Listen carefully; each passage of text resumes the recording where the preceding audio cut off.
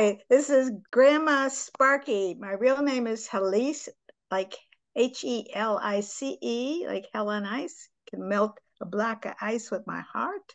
And Bridges is in a bridge builder. And I am the founder of Blue Ribbons Worldwide. And our mission statement is to unite humanity through the power of love. One child, one community, one country at a time. In our divided states of America and the world, how is it possible to actually bring people together, heart to heart, soul to soul, uplifting, embracing each other, being, bringing out the love that we have for one another? Is that really possible? Blue Ribbons Worldwide, we offer 3 different types of leadership training programs for kids and adults, for schools K through 12, colleges, universities, organizations, institutions, businesses, and so forth. And the first one is just our acknowledgement ceremony. The Who I Am Makes a Difference acknowledgement. How do you bring out the best in somebody in 60 seconds or less? The second is our Standing Strong Together community building leadership training, of which my guest today, Randy Voigtschild, is actually a master's in health administration, and he also is Chief Master Sergeant, retired from the United States Air Force. So Randy, my first question is, tell everybody how we managed to get together, how we met each other. In September, I had a close friend that was like a second mom to me pass away. Right. And in going to her celebration of life ceremony in Arizona, I wanted to recognize those in attendance and tell the story about how she had been so supportive across my marriage. My wife had passed away in July of this year. Both things happened this year, correct? Yes. Uh-huh. So I felt it was on my heart to recognize Velda for all the years, 40 years, 8 months, 2 days that she had supported my marriage. Oh, wow. And so at her celebration of life, I handed out Who I Am Makes a Difference ribbons. And I had ordered some ribbons for that ceremony. And I was traveling with my friend at a local hardware store, and I was in a parking lot, and you called and said, Randy, did you just order some ribbons from my site? And on my phone, it said Grandma Sparky. And I went, no way. There's, nobody calls themselves Sparky. There's only one Sparky. And that was from a book I'd read back in 1993, Chickens for the Soul, and about this story, Who I Am Makes a Difference, and the ribbons and the impact it makes. And since that time in my life, I've made it a point to recognize people and tell people how they make a difference to myself and others. Right. On a routine basis. And that's been teachers, it's been all sorts of people across my life. And that sort of connected us. And you were sort of taken with my story that I'd been doing this since 1993, and here it is, 2023. And I'm taking the next step in doing this. And then we started communicating, and you encouraged me to do more. And I'd been so taken with the mission of Who I Am Makes a Difference, and standing strong and telling people that they make a difference and the impact that makes. And even made it part of my Christmas cards this year of reaching out. And the feedback has been phenomenal. And I shared that with you in subsequent emails, some of the impact. Yes. Why don't you? And I think it's really important for all of us, because for many, many years, doing something like this was called touchy-feely. Yeah. Okay, and that's true for businesses for certain right now. Yeah. It is for, schools are talking about social emotional literacy and the importance of that, and the mental health issue, which is number one by the Surgeon General of the United States. It's just like the number one biggest problem going on here. However, what we what you just said and why this is an important interview with you is because one, you know, there's a couple things. One is, as a caretaker for your wife, we're going to talk about that. I think it's really important. And also how you bring your love in from being a master, what is it? A master sergeant? Let's say Chief it. Master Sergeant. Yeah. Chief master sergeant, right. Oh, nah. There's certain things we have to do. It's very structured. But you do get ribbons, don't you? Oh, yes. Now I do. I had taken a different journey to get there. I used to hand out pens and pencils and stuff, and to, the message was who they are made a difference, though, Yes. how they connected, and it was about making them feel like they matter, and Right. that was the big part Right. of recognizing people for who they are. They're not the the specialness of that person and the individual makeup and the strengths and the qualities that each person has in them, and bring to the table, recognizing the diversity of the team, and really what they can apply and making them feel important to that. That's all critical, because people can take for granted that they make a difference or they don't have hope that anybody recognizes them. You just said something that bears repeating, okay? We assume that we're the only one that people don't recognize or that we're invisible. I know that I felt that during my marriage, and um, and I can look really good on the outside. I can produce phenomenal results and make a ton load of money and drive the fanciest car and have the clothes I need to wear. But inside, I'm a broken person because one person in my life, in this case, it was my husband, a really good, smart, amazing man, brilliant entrepreneur, beloved by everybody, generous, but behind the closed doors, he had a different personality. It wasn't because he was a bad person. He just didn't know how to love. I didn't have that training. So what you just said is, if I heard it right, and we can repeat it, is that we don't know that we matter. We're we we feel hope filled when somebody recognizes us and honors us for who we be, not what we do. Did I get that close to right? Yeah, absolutely. We can take it for granted or assume we want to make an impact, Yes. but until we're uh, affirmed by somebody else in as kind of moment as you can think of that we matter and we make a difference. Right. And it can take the form of anything, a special moment, somebody taking you to coffee or bringing you coffee and paying attention to how you like your coffee Yes. and individualizing that moment. And my wife, during Christmas, she made crocheted Christmas ornaments. Yes. And how silly it is that now she's gone, those Christmas ornaments take on a new importance. And how many people she touched by passing those Christmas ornaments out. Yes. And that's how she was able to show that she cared for somebody and loved them. And she probably, when she was doing it, she was so filled up with joy herself. Yes. Yeah, she I sits mean, there for hours.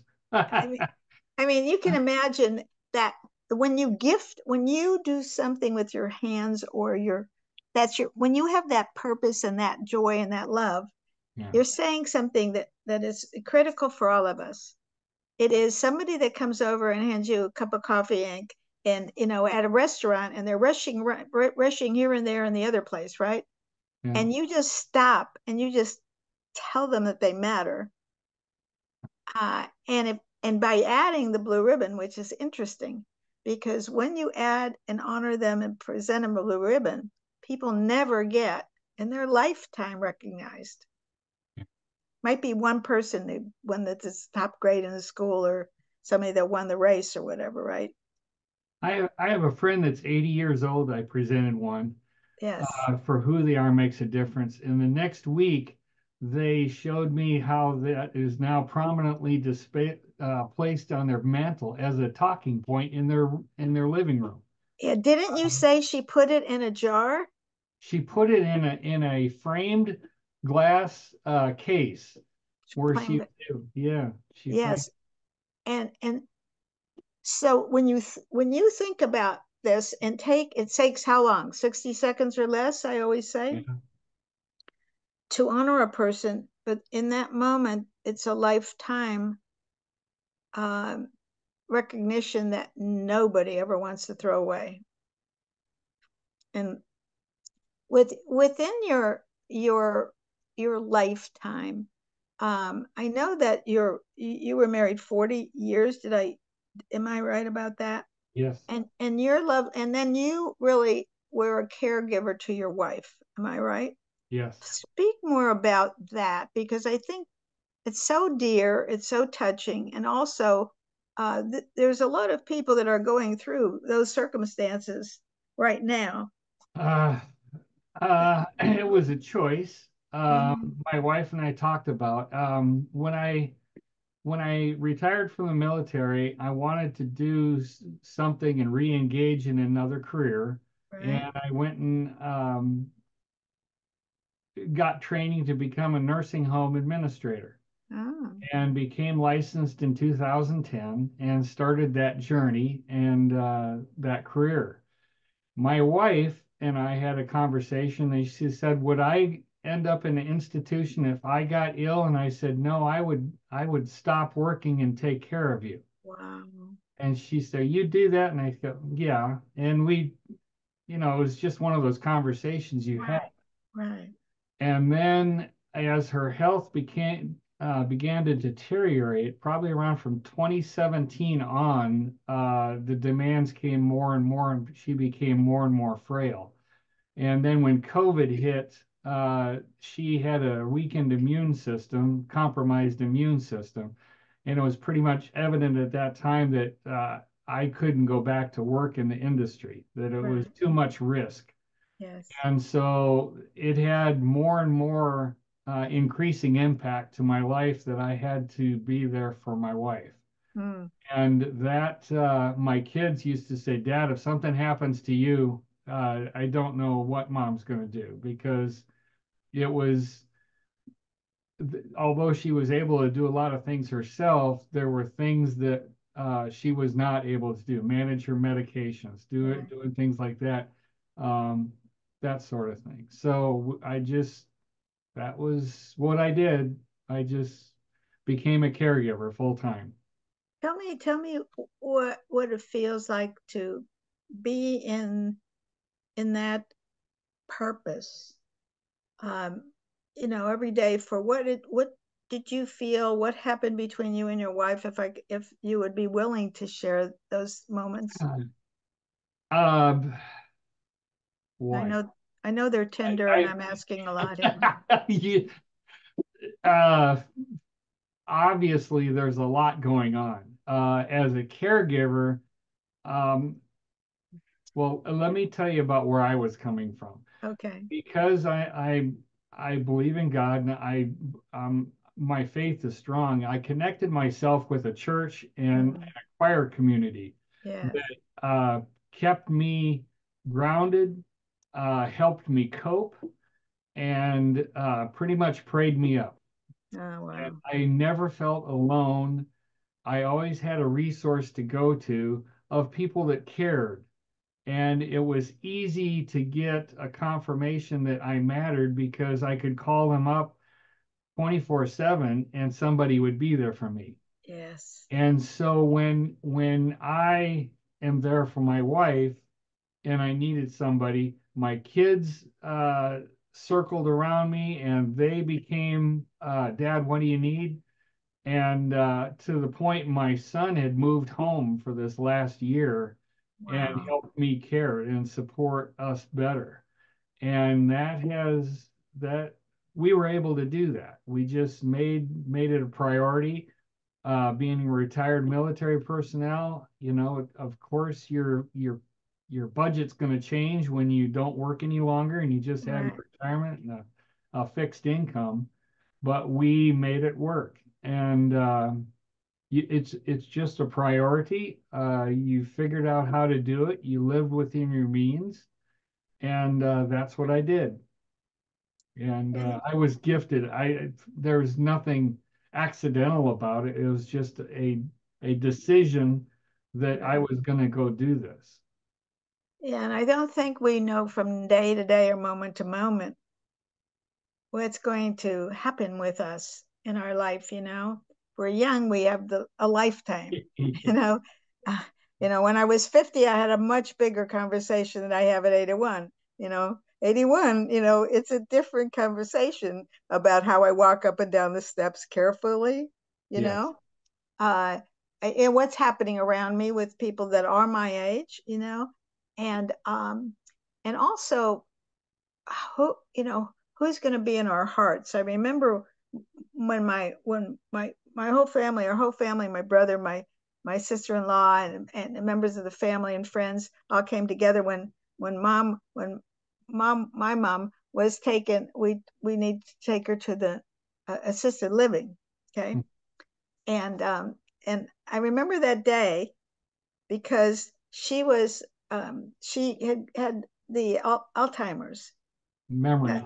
Yeah, the memory loss, and she couldn't. She wanted to sing, accentuate the positive song so badly, and we used to sing that all the time around the house when I was little. And so I remembered uh, writing to her and giving her the words, and she said, "But I can't read them." So then I made the words bigger, and she said, "I still can't read them." So then I made one word at a time per page, giant. She still couldn't read it. And then I said, "Okay, I will sing it to you on a tape recorder and I'll send it to you. You just have to push the button." But she couldn't figure out how to push the button. And yet, the miracle that happens with love and community, because you said with your church community and everybody around you, uplifting you, and when you're going through a time when you're going through great loss, and my mom being like me times a bazillion. Okay, she could run circles around me. She's like 4'11" and just a tiny go-getter, great businesswoman all her life, great mom, great wife, all that stuff, great mother. And um and and so we were in my brother's family room, eating bagels and cream cheese or something. And mom and I were standing up there, and I said, "Okay, let's sing Accentuate the Positive." And she said, "I can't do it. I don't know how to do it." And I said, "This is the miracle." I said, "Mom, roll your shoulder." She used to always roll her shoulder when she sang that song. I said, "Roll your shoulder." So she rolls her shoulder, and all of a sudden she pushes me off the little stage, and she goes, "Accent positive, even negative." And we've got that on video. oh, I received it 22 years later when my when when my cousin, who's a photographer, and a retired optometrist who's older than me, uh, pulled it out, and he said, I photographed that and videoed that. But here's the gift: we don't know how to reach out and ask for help for most of us. I'm just asking. Would you agree with that? uh, we hesitate to do it for ourselves. We Yes, we feel better about it when we do it for others yes. and ask on their behalf. But there's always, yeah, there's a pause that we let pride get in the way. We let our own dignity, whatever, get in the way. That we don't want to see ourselves that way, and we don't want to admit that we need help. But that's the first step, is to admit I need something and then figure out how to proceed. And it's so tender, by the way, in experiencing you and your beautiful wife and your son and making these big broad decisions, but also, having such a shrink amount of money, and yet we figure it out in that way. Yes, Yeah. but also I didn't know how to ask for help, and I don't think a lot of people did when I was going to commit suicide. I was so depressed. I didn't even know I was depressed. I'm looking good. I'm making a living, being a millionaire, driving a Mercedes, all that stuff. And inside, I'm totally gone. Yeah. And I couldn't function, nor did I know who to ask for help. And I wasn't a part of a church in those days, or anybody that was other than let's go out and make money, and have the stuff in life, right? And come home and take care of your kids and your husband. I think what you're saying is, and I want to just offer this up to anybody listening, why we created Standing Strong Together, community building, leadership training, teaching humanity how to love. What those Standing Strong Together title came in, it's because I kept hearing what we talked about, the Holy Spirit. Yeah. I kept hearing voices when I left my husband that said, community, together, uh, uh, role reversal, children have to lead it. And I go, leave me alone. I don't understand what community means. I don't understand together. And you don't want me leading anything. Yeah. So now you're walking into a whole new platform of your life. Yes. Yeah. Yeah. And figuring out as I go. And you've been very kind and wise as you see me going through this, because you know those emotions are fresh. It's the holiday season. It's all that and more. Yet, I sent you that little thing about Albert Schweitzer quote. At times, our own light goes out and is rekindled by the spark from another person. Each of us has cause to think with deep gratitude of those who have lighted the flame within us. That Wow. that's what those ribbons allowed me to do this Christmas, is as I sent those out, because you go through life, and life is hard. You all face challenges and difficulties, and when we are down, others that are in the ability to help us step Yes. forward and willingly pick us up, and that is worth acknowledging, and your program does that. Yes. And um, I'm going to take that in, um, because let me announce that, one, we're at a holiday time. Two, it's very deep and tender. Three, as you're speaking right now, for those that are seeing the backdrop of the geese, they're the geese, right? Correct. That Yes. was that was a photograph that your niece took, I believe you said. Yes. But when you're talking about tranquility and together, because flocks come together, they're always together. And here you are, people, I know people are watching that and thinking the same thing I did when I first talked to you, and saw that magnificent picture, but also that, um, they're serenely moving, uh, on the water. And yet, as most of us are like a duck on the top of the water with the feet flapping fast underneath, that story, Yeah. we can't see what's underneath, right?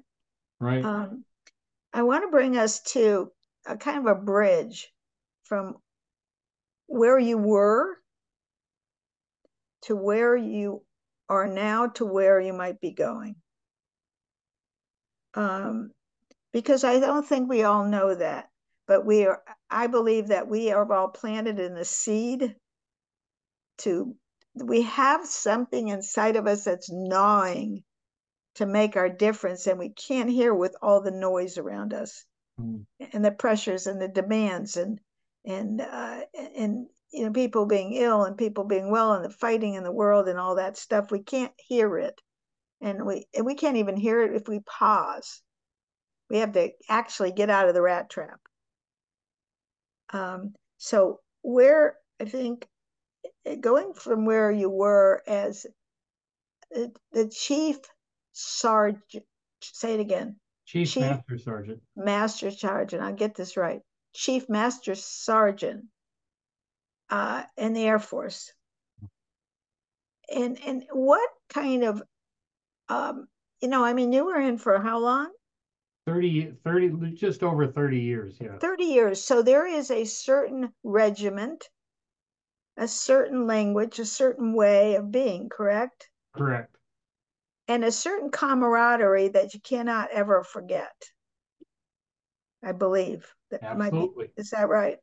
So give me a little tapestry on when you were a young man going in, and then your maturity through the years, and just if you could pull out a couple, two or three little seeds of like awareness or enlightenment from you, what would it be? I think getting my head around education was going to be a lifelong Right. event because as a young person, I didn't like school. But then getting in a profession that uh, it required constant education. Mm, And regardless of where you go, there's education involved, some sort of training. right. And so I just had to get used to that. So as I finished an associate's degree and a bachelor's degree, and then finally a master's degree, it took me a lifetime to do that at different increments in my life.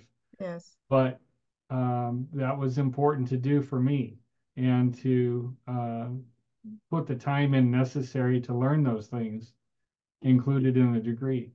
That would be one.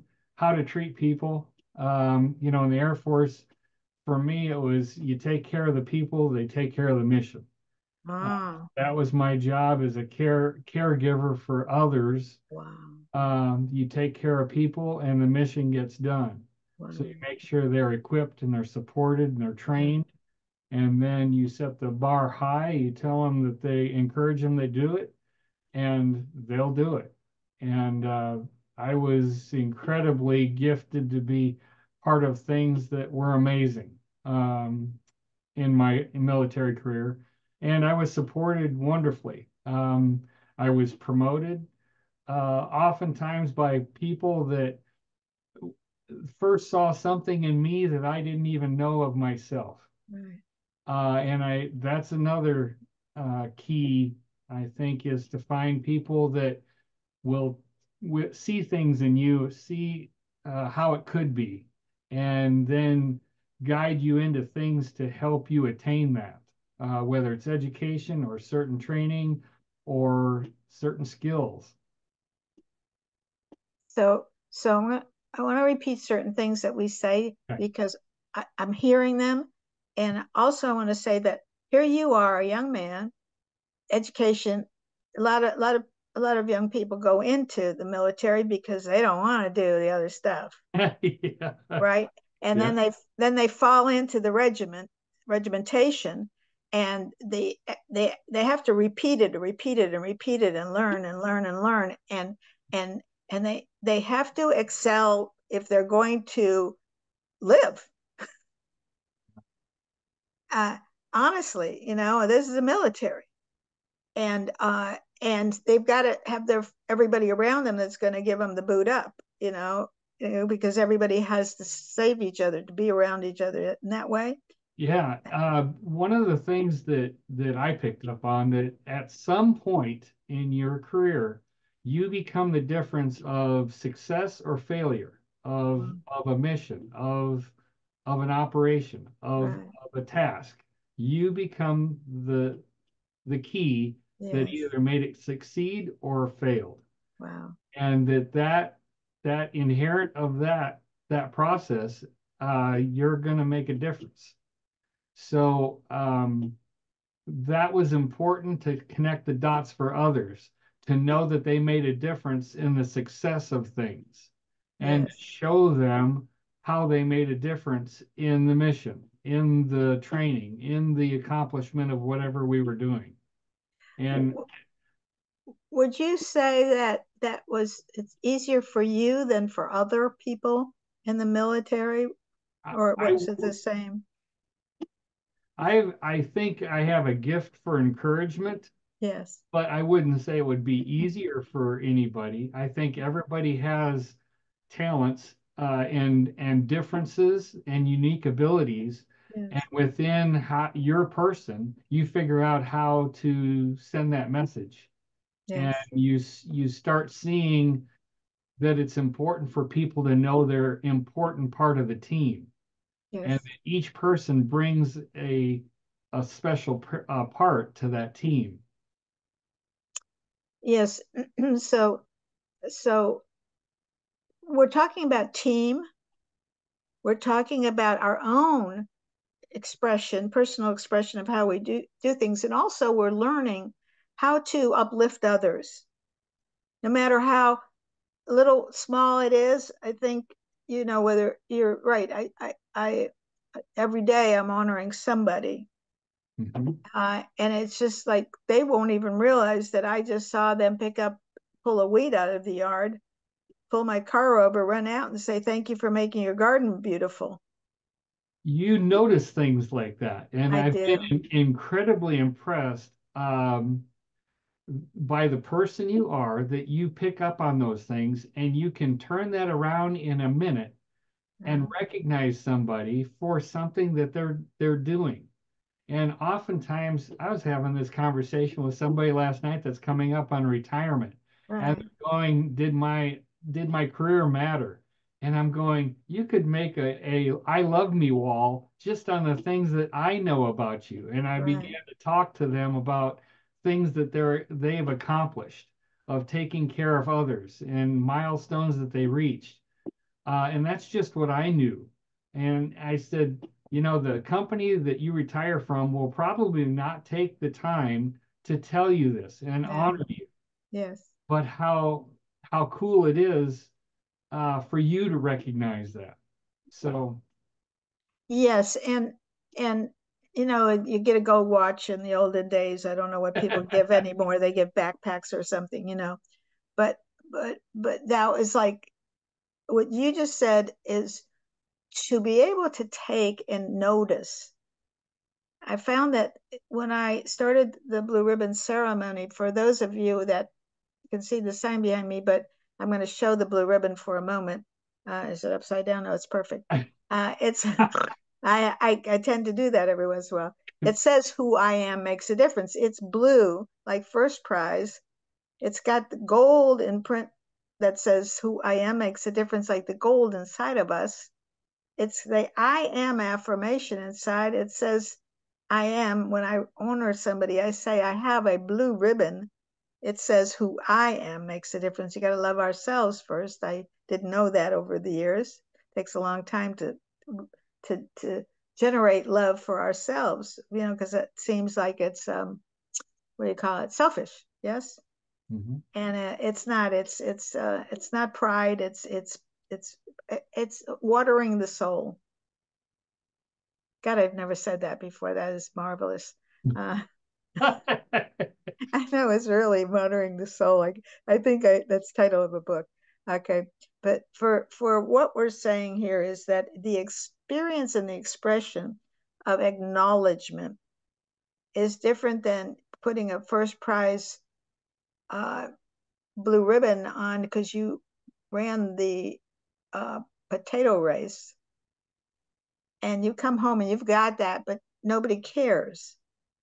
It's your acknowledgement. You might I so So you said, and I will say this again, for for for years and years and years, up until even a year and a half ago, I would have people yelling at me, "Don't you know who you are?"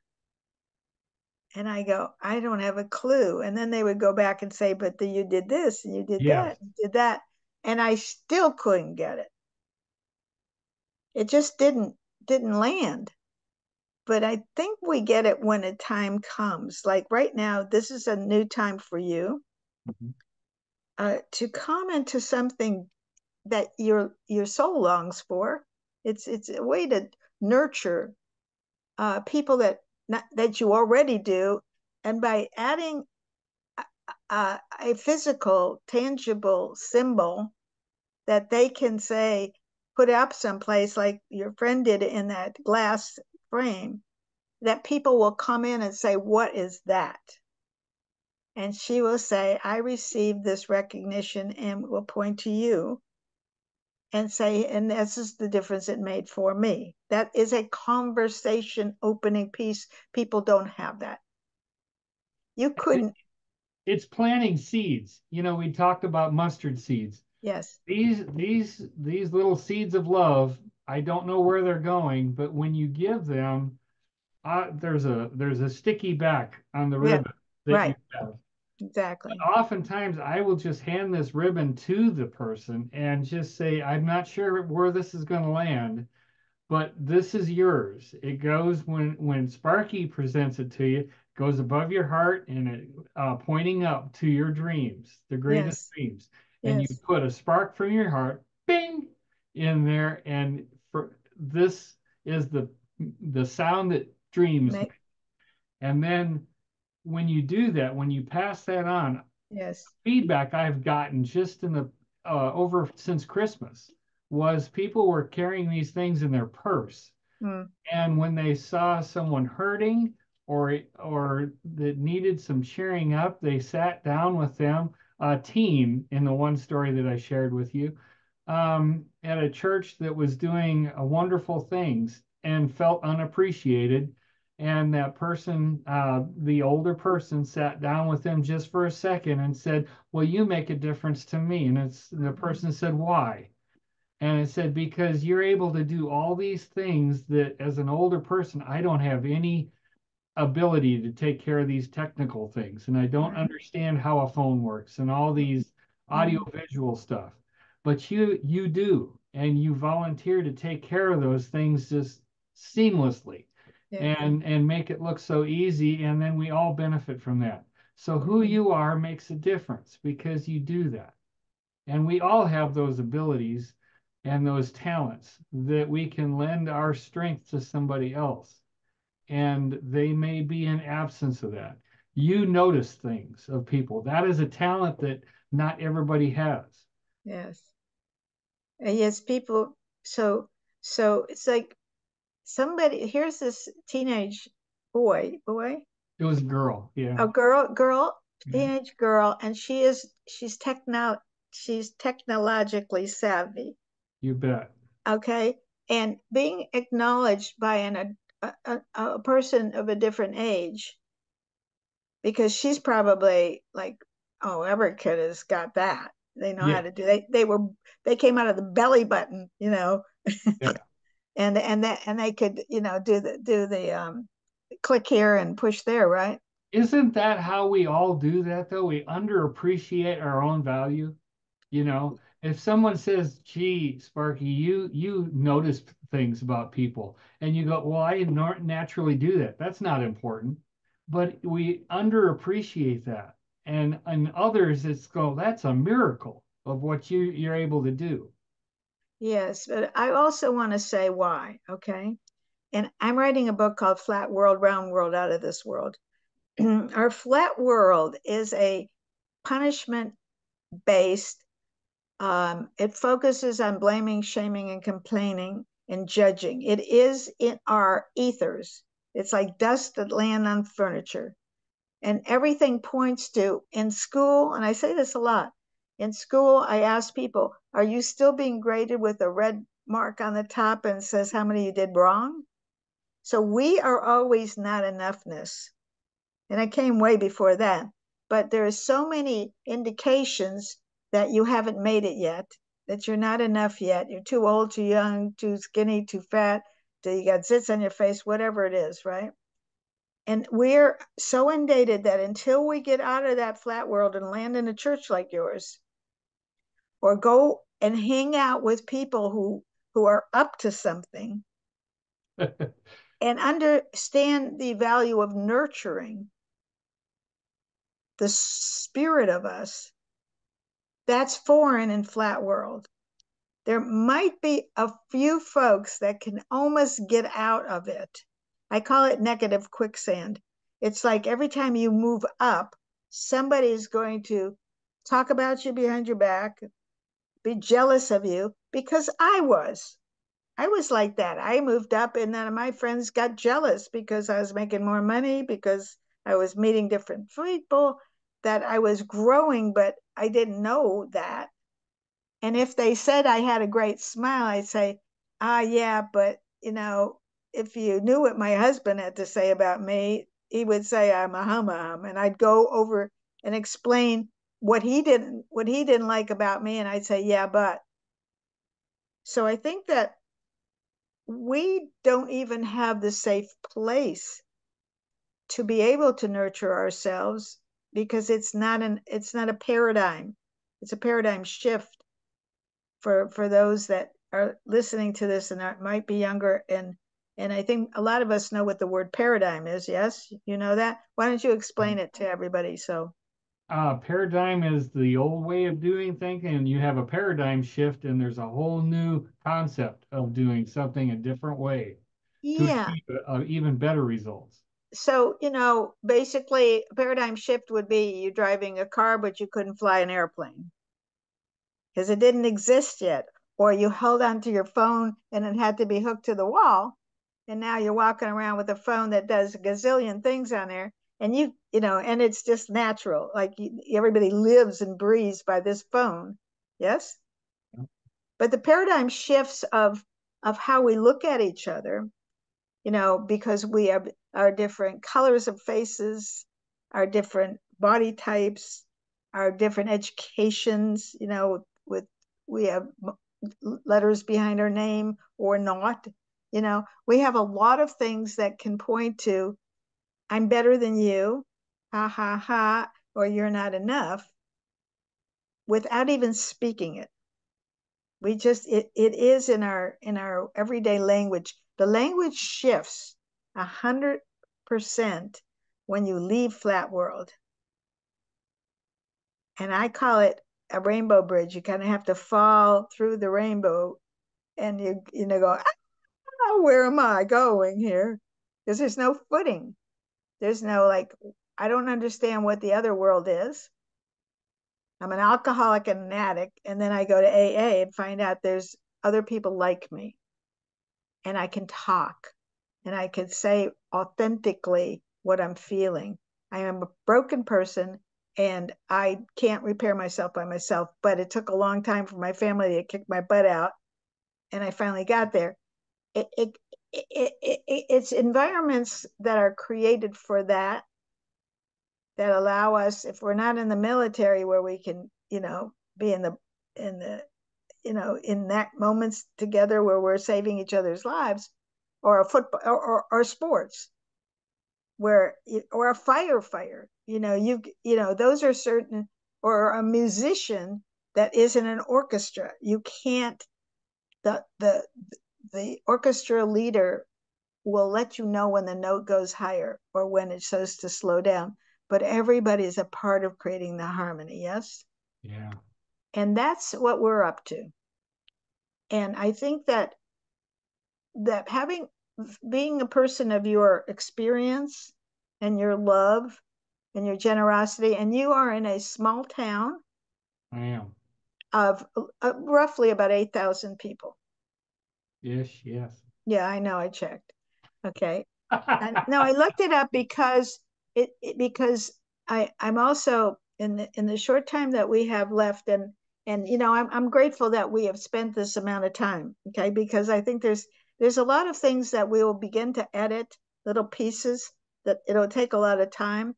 during the interviews that I've been doing, there are these pearls of wisdom that if we snatch out a 30-second piece, they'll go on all year long. And I don't have the ability to get that done just yet, but I hear it. That's a project. But I will say this, that I thought about, we call them science bread, okay? And I will send you today a video of Science Brad. He is in a town of now 8,000 people, but before it was 2,300, Moose Lake, Minnesota. And I met him, and he is a graduate of Standing Strong Together. He's also the leader of the second blue ribbon city in the world, Moose Lake, Minnesota. And I'm going to give you a little. I think a lot about the two of you, and I think a lot that you're a lot alike, okay? He's a younger fellow. He's probably, I don't know what young means nowadays. I didn't even know his age, but he's a school teacher.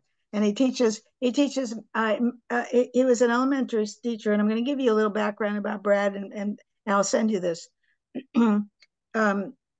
Brad and I met something similar. I think I told you that every once in a while, there might be a person that I call that I get an order from, and this was one of them. And Brad, I don't know, it's a couple hundred ribbons. I can't remember. I just called him.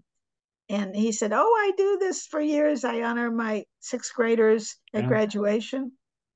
And I went, huh.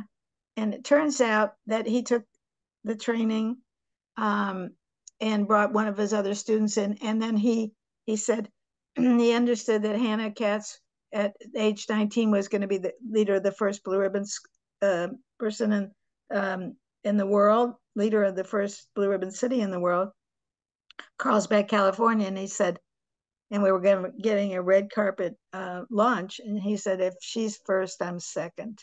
And he flies out from Minnesota, from his little town, never even seeing the ocean, and shows up with about 50 people. That we had a red carpet event and a band, and Gelato Love created a blue ribbon flavor for us. And the mayor was there to give Hannah a proclamation, and I proclaimed her leader of the first blue ribbon city in the world, Carlsbad, California. And Brad was up on this little stage, and Hannah turns, and I had given her a makeshift torch because she wanted to pass the torch, and for $1.26, we got a cardboard swirl around, put tape on it, put some red stuff in it, and I passed her the torch, And I said, by the power invested in me as the leader of the first of Blue Ribbons Worldwide, I hereby, Anna Katz, proclaim you the leader of Carlsbad, California, the first blue ribbon city in the world. And by there, passed her torch. And she turns to Brad and said, by the power invested in me as the leader of Carlsbad, California, the first blue ribbon city in the world, I hereby proclaim you, Science Brad Hubert, the leader of the second blue ribbon city in the world, Moose Lake, Minnesota. So with that, we're passing the torch, yes? I'm going to get some water because I can hear that I'm losing it here. For anybody that's ever watching stuff like this, lighten up.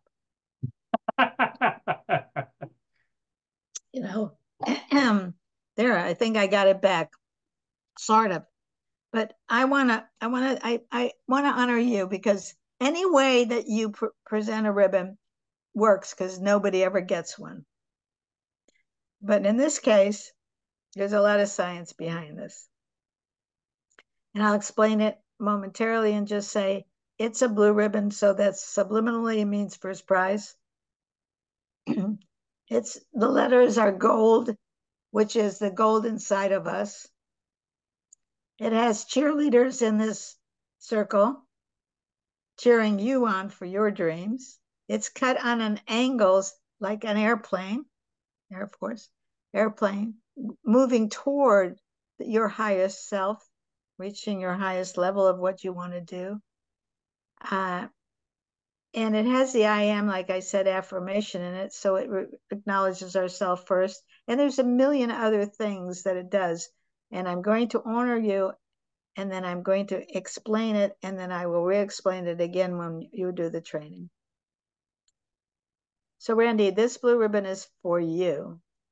It says, who I am makes a difference. And I want to honor you for the treasure that you are for my soul, for the continence that you have, for your ability to sing in a choir, for joining the church environment where everybody is so loving and so nurturing, for being in a small town, for caring for your wife, for leaving one major part of your whole 30 years to enter an entire new life, to be in service to others, and now to be able to step into something that says, how can I transform my community or all of Oklahoma? Because I heard you say that, didn't I? You asked the question, anybody in Oklahoma? You didn't say anybody in my little town. Okay, I did not miss that. You didn't. Would you accept this gift? Yes. May I have permission to place it on you? Yes. All right. I'm placing it above. I'm putting it, and I'll show you where it goes. I'm placing it above the heart. Yes, just for all of us to know. It points up toward all your greatest dreams coming true. And tradition is that I take the spark from my heart and put it in your ribbon, and the cheerleaders in your ribbon. It is this sound that makes dreams come true. And the sound is and a 1 and a 2 and a 3. Bing! You can't beat that. And tradition is to give you 2 extra ribbons so that you might pay it forward, somebody else honors somebody, and so forth. And I am completely privileged and honored to have had this time with you, and to complete this call, this interview. If you had something that you would want to leave everybody in 30 seconds, what would you say? We all have the power to make a difference in somebody else's life. We just need to act and give it away. Wow. Drop the mic. Thank you so much. God bless you. I'm looking forward to hanging out. I'll send you stuff about Science Brad, and then you and everything that you've written so far. It just touches my heart. Love and kisses. Take care.